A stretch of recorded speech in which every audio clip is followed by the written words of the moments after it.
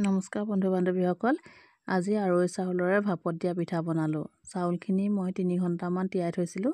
তাৰপিছতে টুকি পেলাই ধুনীয়াকৈ এনেকৈ মিক্সিত খুন্দি ল'লোঁ।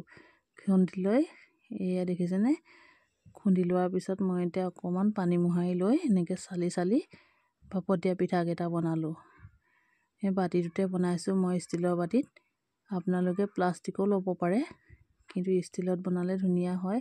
আৰু মোৰ বাতিকেইটা অকণমান ডাঙৰ হয়, সেইকাৰণে মোৰ পিঠা কমকৈ হ'ল।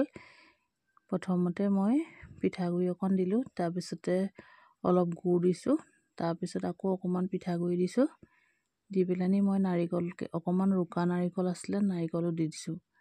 এয়া দেখিছেনে, নাৰিকল দি পেলানি তাৰ ওপৰত আকৌ মই অকণমান পিঠাগুড়ি এনেকৈ দি দিম। এতিয়া এনেকৈ দি পেলানি এনেকৈ পিঠাকেইটা বনালোঁ। দেখিবলৈও ভাল হৈছিলে আৰু খাবলৈও খুব বেছি ভাল হৈছিলে।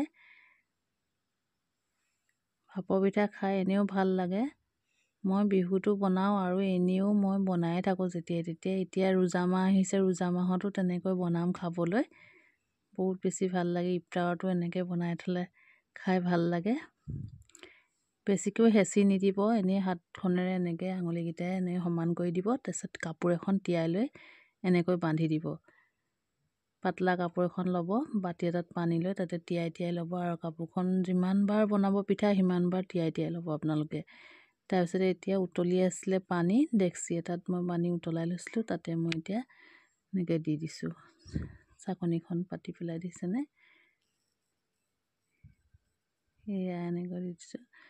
ভিডিঅ'টো যদি চাই ভাল পাইছে তেতিয়াহ'লে লাইক, কমেণ্ট, শ্বেয়াৰ কৰিবলৈ নাপাহৰিব কিন্তু।